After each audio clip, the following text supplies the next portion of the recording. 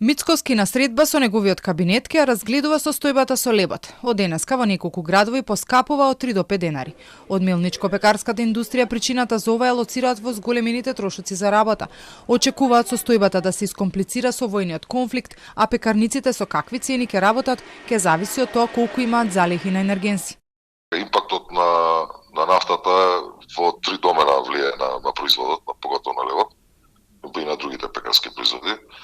Во набавката на суровините кај што притискаат транспортните услуги кои се веќе зголемени, значи што од првиот ден на војната, цените на транспортните услуги за набавка на суровини кои влијаат во делот на цената на суровината. Вториот дел и најважниот дел е значи изработката на печењето на производите кои се 99% значи зависи од нафтата. Премиерот пак најави дека денеска на состанок ќе седне со неговите луѓе да види дали има основ за ова покачување. Доколку има потреба, тогаш ќе кажеме да има потреба и ќе преземеме мерки, а доколку нема потреба, тогаш тие кои што девијантно и непазарно се однесуваат ќе бидат изречени глоби. Во Штип, Кочани, Битола, Прилеп од денеска поскапува белиот леб од 450 грама.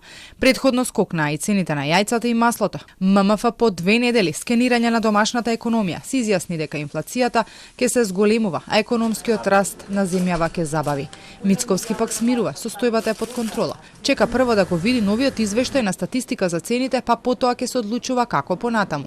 Тврди дека нема потреба од кризна состојба и на пазарот со струја, а допрва ќе се види дали ќе се продолжи со намаленото ДДВ, мерка која се донесе како превенција по 2 поскапувања на горивата. Доколку видиме дека имаме зголемување на цените на безоловниот бензин и на дизелот, тогаш апсолутно дека ќе ја продолжиме таа мерка, се додека трае кризната состојба. Ако продолжи понатаму, ќе ја продолжиме и кризната состојба и ќе ја продолжиме повторно мерката.